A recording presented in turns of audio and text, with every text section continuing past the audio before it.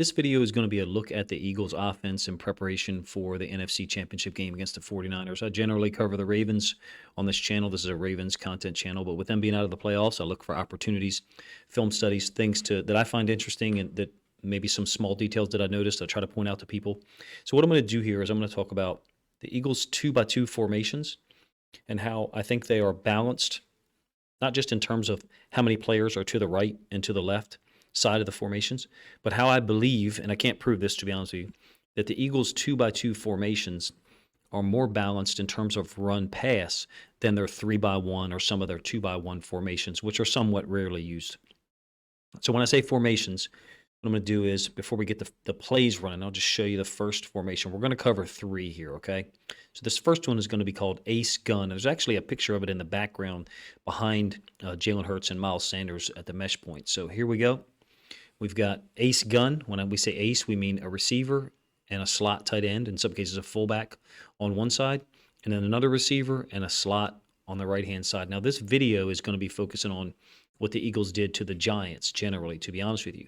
But in order to get it started and preface some of it, I'm going to talk about week one last year in 2021. One of the things that I noticed and tried to point out in the rare Eagles videos that I did is the way they were running their offense with compressed formations, spread formations, and all the things that they were asking Jalen Hurts to do, and that he's capable of doing efficiently. And I thought that I identified those things last year in 2021, even though his stats were certainly not overwhelming. So I would consider this to be one of their base plays. They ran this against the Giants in the NFC division game. I would say you, as a fan looking forward to the game against the 49ers, you can expect this play to be run. Out of the ace formation, you've got two H-backs or tight ends. To the side of the back, you're generally, on this play, going to have one of them release out into the flats. Maybe you've got a snag concept by the receiver. Maybe you've got a vertical, a curl, a comeback. Sometimes you get, a sideline route. Whatever you've got, I'm not really talking about that one. Second element or part to this is the other tight end slipping in this direction and either kicking out the DN outside linebacker or also slipping out into the flats. When that happens, sometimes you'll get a wheel by the first guy, or the first guy through. In this case, Jalen Hurts keeps it because the outside linebacker ends up going with the running back, which in this case is Miles Sanders. So we're talking about this outside linebacker right here. He tackles the running back. The H-back on the other side ends up trying to cut him down. It's a short gain. This is the first possession of the Eagles' offense last year against the Falcons. They really took them by storm. Of course, I know that Falcons' defense wasn't fantastic, but it was still a very unique first two possessions by them in 2021. They came out very efficiently, ran things at a super high level. You'll be able to see the outside linebacker going with the running back, the other H-back going to kick him out. And as you see a couple of plays against the Giants, he'll skip past him and go out into the flats, becoming a late release valve for Jalen Hurts to really punish the defense and force conflict in the edge players and the inside linebacker at the same time. All right, so here against the Giants last week, same formation, ace gun. Running back's on the opposite side now. Same play concept. So this is just a mirrored version of what I just showed you. I believe this is out of 12 personnel because you got A.J. Brown in at the top and you got Smith down here at the bottom. So route-wise, flat route, snag concept, crosses the quarterback's face, and then you get, simultaneous to that, the H-back from the other side crossing the formation and either kicking out the D-end or, like I said, could skip past him and roll out into the flats or run like a little curl route, which you'll see here in a moment, from a different formation. Ace gun, split zone, RPO look. You do have a lineman downfield a little bit. It's the left tackle, so if he did keep it, you would certainly, have the possibility of being called for a lineman downfield. The Eagles have been smooth with this for 2 years now. So we're talking about 2021 regular season, then the playoff loss to the Bucs. Now this year, where they've come out dominant, grab the number 1 seed, and will host the NFC title game this weekend. So one of their base plays, in fact, I would say this is one of the foundational elements of their offense, compressed formation with 2 tight ends or H-backs and the running back and the quarterback in the backfield. So you have 9 players aligned pretty tightly here. I think the Giants did a really poor job of identifying formations. You're a Ravens fan listening to this. You will not be surprised that I am not surprised by that because I don't feel like Wink Martindale's defenses have identified formations efficiently in the last couple of years. Look at how they block this. Left tackle, guard, work up. Left tackle gets up to the inside linebacker, Smith. H-back comes across, gets Kayvon Thibodeau. Thibodeau tries to step down, maybe wrong arm it, step inside. Sanders and him play peekaboo. Ends up being a pretty good gain on a vertical cut by Sanders. All right, second formation I want to talk about, 2x2 formation, twin wing. Now, this is a little bit of an anomaly. It's a pain to defend. Now, that split by those tight ends is rare, meaning that's not the typical alignment. The outside tight end is on the line. The inside tight end is off. So, again, you have 12 personnel, 2x2 formation. But as opposed to this formation where you have one tight end on the left, one tight end on the right, twin wing, you have two tight ends to one side, in this case the right side, and then your two receivers to the other. So with the same personnel on the field, you can present another 2x2 formation that is a drastically different threat. This is, again, against Atlanta in Week 1 in 2021. This is going to be a unique route combination that's very difficult to defend out of the cover 3 that the Falcons were playing. You're going to get a vertical by the outside tight end, and I believe that's going to occupy this corner here. And then the inside tight end is going to run a vertical stem as well, following the outside tight end. And then he's going to release it into a wheel up the sideline. Once that corner carries the initial vertical by the outside tight end, the inside tight end breaks his to the outside. Easy completion. Again, I think it's against a cover 3 look. I'll pause it here in a moment so you guys can see it. Get your 4 underneath droppers, deep third, deep third, deep third. So the key is, in my opinion, the Eagles are one of those teams very similar to a college offense from this standpoint. I think they can line up in any of their balanced 2x2 formations, and Jalen Hurts can identify which play they run out of that formation to attack a particular look by the defense. And when I say look by the defense, this formation forces the defense to declare, in my opinion. It's 12 personnel, so there's 2 tight ends. If you play your base defensive personnel, you pretty much have no choice but to roll a safety down to the twin side or walk out a linebacker to at least account for the 2 speedy, athletic guys they have out here on this side. If you play your nickel alignment, you have now possibly put yourself at risk in terms of defending the run, particularly to the side where you have 2 tight ends. We're going to get to the Giants film here in a minute. You guys are going to see this formation. This is a touchdown to the top side. You have a more typical alignment. Again, this formation is called twin wing. You have a more typical alignment here at the bottom, whereby you have the inside tight end who's on the line and the outside tight end who's off the line. That's called a wing. And then this up here is the twins, stacked twins essentially. They have the Giants nickel linebacker, number 44. I'm not sure, what his name is, to be honest with you, what his positional designation is. In this case, he's playing strong safety rolled up to the twin side. Doesn't take a good angle. Smith is able to get in quite easily. You have an A designation with the running back, meaning the running back is on the same side as the tight end, or in this case, both tight ends. No mesh because Hurts has identified he's got a 2-on-2 out there with a potential third defender running with leverage. 44 here takes a pretty bad angle, if you ask me. Doesn't get to the sideline. Underestimates Smith's speed or overestimates his own speed. This formation, I think, is one of the ones that Jalen Hurts is able to audible from. And I suspect that there's 4 or 5 plays there that they can go to pretty quickly if they see a favorable alignment by the defense. You have again, I don't know if that guy's a nickel or a third linebacker. To me, size-wise, he looks like a nickel. You can get numbers in the run game, and you'll see a run play here in a moment against the Texans, and I think also against the Steelers out of this same formation. Here's the same play, end zone angle. When I say a gun, that means the running back and the tight ends are on the same side, or the running back and one tight end if it's 21 personnel or 11. No mesh by the running back and Hurts. Just gets it out there quickly. Good job blocking by Brown, who's pretty strong, and he's a willing blocker, if you ask me, when needs to be. All right, same formation in the regular season against the Texans, except now the back is on the other side.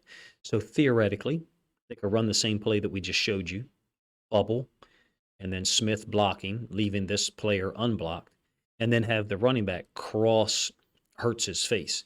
But that's not the play that they run. They're a versatile team. It looks like split zone, except this tight end is going to run out into the flats. Really, they can put so much conflict into a defense. It's a touchdown run by Sanders. They can put so much conflict in the defense because initially by alignment, you have two players here and two defenders. The tight end from the other side is making it look like split zone where he could kick out this DN, but it's not split zone. He's actually just going to run out into the flats. What they're doing is they're pulling a third defender, in this case the safety. In some situations it would be a linebacker. They're forcing a third defender to expand, and you have a fourth defender who's unblocked. So numbers-wise overall, the guys not involved in this, the receivers, the H-back, and the quarterback, that's 4. For the defense, the guys not involved, 1, 2, 3, 4. And then you have this unblocked corner down here as well. They're going to force to get involved in the play by double teaming the edge defender, and he's unable to step up. It's a brilliant job, if you ask me, of formationing people, putting Jalen Hurts in a position where he can make a decision pre-snap on whether to throw it out into the flats, whether to run the RPO, run some type of zone read. And you'll see an example here in a moment of him communicating to the rest of his team, to the position players at least, what type of play he anticipates running, what type of read, I should say, he anticipates. All right, this is going to be a run play. This is the one that people have replayed a lot on social media. I'm not going to identify the defensive player. This is not an attempt to be disrespectful, but clearly unbelievable block by Jason Kelce. The thing that makes it really difficult to defend this formation is you have two tight ends and the running back on the same side. And most teams are setting their nickel to the field wherever you have the twins are. So you can see that you've got numbers in here. You got really 9 on 3, 4, 5, and then let's go ahead and count that edge guy 6 by the Giants playing a too high safety look, having a corner, down into the boundary that you're, running away from in terms of the running back's path. And then 2, the nickel and the corner to the top side. They really are doing a fantastic job of out-formationing people on top of the physicality of their offensive line, the technical ability of their offensive line, and their running backs who really do a great job, I think, of getting their shoulders square and coming downhill when they need to. Kelce, again, with the one-arm frame up and just dumping the guy, giving Sanders an opportunity to cut it off of his block. There's a lot going on with the Eagles offense. I think it's a huge matchup between them and the 49ers defense. I don't get a ton of time to watch NFC teams, to be honest with you, except for I've been wrapped up watching a lot of Lions film in the last 3 or 4 weeks. This is a unique offense for me to get to see in terms of the teams that I watch consistently.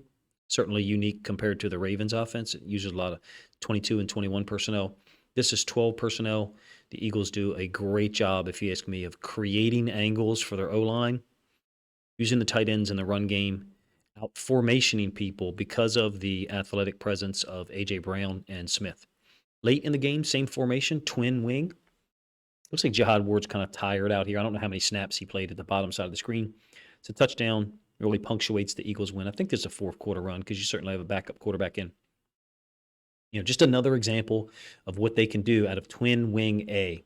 Running back, tight ends, same side, coming downhill, and then him bouncing it to the weak side. Really, I'm not sure what's happening here in terms of force or shedding blocks. Those guys don't really get anything done. And the running back's able to pretty much coast into the end zone, damn near untouched. End zone angle, same play. Gainwell, I think it is. I'm not going to pretend to be completely familiar with the Eagles roster. Pretty much spend all of my time watching Ravens film, college film now that it's almost draft season, or it's draft season for Ravens fans anyway, and then Lions offensive film. All right, third formation I want to talk about, and this is going to be an RPO first. Again, these are all designed to be 2x2 formations. I'm not talking about trips. I'm not talking about bunch. I'm not talking about any 2x1 formations. This is twin slot. So twin to the top side, slot to the bottom side, meaning there's a slot tight end and an X receiver. In many cases, it's A.J. Brown to the boundary. And again, by having the twins to the field, you've got the nickel, the corner, and some safety to that side. So you basically got 3 over 2, whereas down here to the bottom side, you've got a safety, a corner, an OLB, and an inside linebacker to the boundary. They're really forcing someone, linebacker or edge defender, to be involved in the pass coverage to the boundary. And it's a difficult proposition. Really neat RPO. I love how they block it. Timing, it's smart. It's just so smart. They are using the blocking scheme to avoid getting a penalty downfield. So when I say the blocking scheme, and you will get the end zone angle here in a moment, this guard's going to block down on the one technique. Kelsey's going to wrap up, and he kind of gets on a horizontal path before he would move up to the linebacker level. The tackle is going to kind of base block this D end. What they're doing is those three guys are not working, downfield.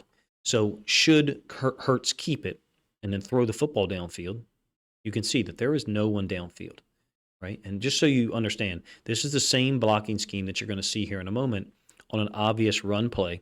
So it's not like someone can say they're all pass setting, although this guy clearly appears to be the right tackle. All right, 88, the tight end releases out. He's got the safety on him, and then he just pulls this back in here to the middle of the field. Hurts is reading that inside linebacker, keeps it because the linebacker goes with the running back. Easy completion underneath. They put defenses in so much conflict.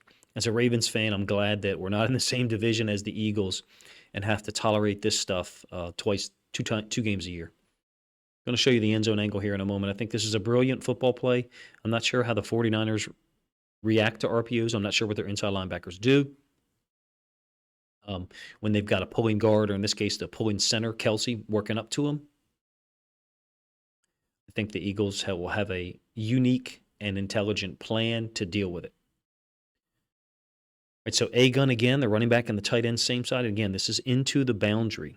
So the nickel defender is off screen out here. So numbers-wise, the Eagles kind of have an advantage to the boundary, particularly if, and they don't do this as much this year, they run zone read. So Hurts reads it and then possibly kicks out to the sideline with the football in his hand after reading this defensive end to either give it to the running back or keep it. That's not what this is. This is an RPO where instead he's reading the inside linebacker to the boundary, 57. Here's the blocking scheme with the center folding, the left guard blocking down on the one technique, and then the left tackle, 68, kicking out or blocking out like a base block on Kayvon Thibodeaux. Keeps it after reading 57. Nice little easy complete pass over the middle. Simple looking football. That's the thing about the Eagles. When you watch the plays and you see the result, 8-yard gain, 10-yard gain, 15-yard gain, you're like, wow, that was impressive. But when you see the design of it, it's very intelligent, but also it looks quite simple for Jalen Hurts to execute. Same formation, twin slot, except now they're under center. So I put this play in here just to prove to you that this is our run scheme in terms of the way they block it with the offensive line. You will see Kelsey pull and wrap again. The left guard block down on the one technique here. Kelsey wrap to get up to the front side inside linebacker, which I believe is 55. And then the left tackle just basically base block out on the DN. Doesn't do a great job here. I think Miles Sanders potentially misses a cut off of the block of 69 on the backside. I'll run this back one more time. So the DN basically folds inside. I think it's Highsmith, and I could be wrong. I think that you've got the potential for a possible cut, but Hayward appears to be working against 69. In my opinion, I don't think that's where that run play should go, but I don't have the end zone angle for this one, to be honest with you. But I included this just so you could see the blocking scheme being exactly the same as that RPO that I just showed you. All right, another twin slot play from earlier this season. I think this is week 1 against the Lions. Twin slot A, running back, tight end, into the boundary. Again, Brown into the boundary. And you've got the nickel, corner, and a field side safety. So you've got 3 over 2 down there versus against these two, you've only got corner, safety, Deshaun Elliott, and inside linebacker. So there's a difference in the talent level between this, or speed level, athleticism, and coverage ability of those two players being the third defender in from the sideline. Second, or third level defender. That's A.J. Brown. It's going to be a screen. Again, away from the nickel defender. Looks like an RPO read, and it very well could be. Brown didn't look super comfortable on the catch and getting the football. It's like a 5-yard gain. Certainly could have been more. Great job, if you ask me, of designing the play into the boundary to your best athlete, your best player. You can certainly see that Aiden Hutchinson, were he not there, A.J. Brown might take this in underneath of these blocks, but I feel like Kelsey still does a great job of getting to Hutchinson. But this is an example of Hutchinson having pretty good awareness, seeing the football thrown out there, reacting. You can definitely see where, as the season went on, Brown got better at that concept, trusting the offensive line that they would be there. Of course, who wouldn't trust the Eagles' offensive line at this point? All right, a little slightly different variation. This was twin slot A, but the tight end backs up because of the max pressure that the Eagles are showing.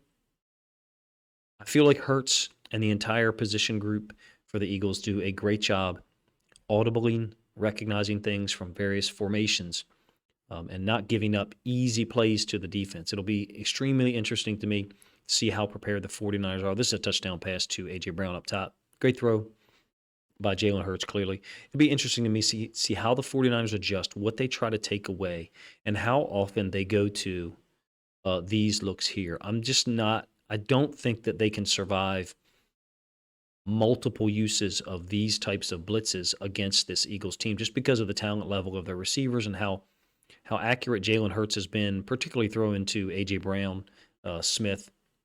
It's going to be a great matchup. End zone angle, same play.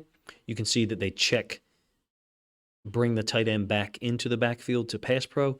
Hurts is very smooth with these things. These guys recognize things quickly. The Steelers, clearly are setting up to either simulate a blitz and drop a couple guys out or bring heavy pressure. In this case, they bring a whole bunch of people. Everybody blocks well for the Eagles. I'm not familiar enough with their personnel to say who doesn't block well.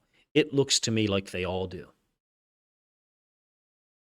Now, this is a play from the regular season, not Giants film, but I'm just showing you 2x2 formations that I think are going to be a huge determining factor for the game because as they line up in a 2x2 formation, and again, 2x2 means two receivers or a receiver and a tight end to one side, and in this case, a receiver and a tight end to the right. That's your 2x2. I think the 2x2 formations are more balanced run pass wise. I can't prove it because I don't have the data formulated. This iteration of twin slot is twin slot B. So the running back is to Hurts' left and the tight end is into the boundary into the right. Again, you also have Brown to the field and Smith to the backside here. It's not like they go right and left or they go field and boundary all the time. They move those guys around a lot. So the offensive coordinator has freedom to manipulate the defense as needed. I think this is another example of the Giants being in the wrong personnel grouping for real. To me, this looks like a 3-4 personnel group. I think that's an inside backer there. That's an inside backer there. 4 DBs against, to me, what looks like 11 personnel. You rarely see that in the NFL. You rarely see base defensive personnel against 11 personnel. You normally get nickel or in some cases dime, depending on the situation. But it's split zone. And it's an interesting thing that they do with the H-backs. It looks like he's trying to influence Jihad Ward here. He's faking like he's going to kick him out. Jihad Ward could wrong arm this, try to go up underneath the kick out block. Some cases the undisciplined guys will run right at the quarterback to force a give read, or maybe it's a tactical decision sometimes to get the ball out of the quarterback's hands. The tight end or the H-back here doesn't really block him. He tries to influence him, and it successfully does so. He just basically keeps Jihad Ward from getting involved by faking that he might run out into the flats. Very similar conceptually to the first play that I showed you. Actually, I guess the first 2 plays that I showed you, one against the Falcons and one against the Giants in this playoff game, where you're getting one guy running out into the flats, getting a snag concept, and then the potential for this H-back to also run out in the flats as the second guy into that area. He doesn't necessarily do that, to be honest with you, but that's what he's threatening. And there's just a real isolation of 54 in the middle of the field because this linebacker expands to presumably fit underneath of this snag route. They seem to have answers built in for every single coverage or front that the Giants had. Really was a difficult game, I would imagine, for Giants fans to watch. I think their defense can certainly play better, but credit to the Eagles for being so difficult to get a handle on. Can't wait to see what DeMeco Ryans and the 49ers staff have come up with. I think it's going to have to be better than what the Giants gave them. Their ability to tackle an inside linebacker is going to be stressed by a lot of these RPOs and run concepts. Again, these are 2-by-2 formations, ace gun, twin wing, and twin slot that I've identified are the more balanced formations that the Eagles have used in 2022. And again, I don't have data to support that other than, the plays that I have in my database, which haven't been categorized and the data entry hasn't been completed because I just don't have that kind of time on my hands. If you're interested in this kind of thing, let me know in the comment section. If you're an Eagles fan that listened this long, or a Giants fan or 49ers fan, first of all, appreciate you, listening to the content. And thank you. Let me know what you think if it's your first time checking out the channel. I like to look at formations. I like to look at run-pass ratios and patterns. The Eagles are one that seem to me to use certain formations to be extremely dangerous out of with run plays and pass concepts that oftentimes look the same but are not in the end a goal of it. Eagles are a fun team to watch. They would be the team that I would pick to win the Super Bowl if I had to pick one right now. But there's no reason why the 49ers defense can't come in there and have a great plan. They certainly should know what not to do based on what the Giants did last week. Let me know if you'd like for me to take another look at some of the Eagles formations I was planning on, hopefully this evening, Wednesday evening, putting out a video about the 49ers offense and some of the things I've noticed there, not just personnel and execution-wise, but some of the formation things they do, moving players around to certain locations to get better blocking angles or create better passing routes by having an extra player to one side. Appreciate you guys' time. If you enjoyed the content, please let me know in the comment section and consider sharing a link to this video somewhere on social media to help increase the video's reach.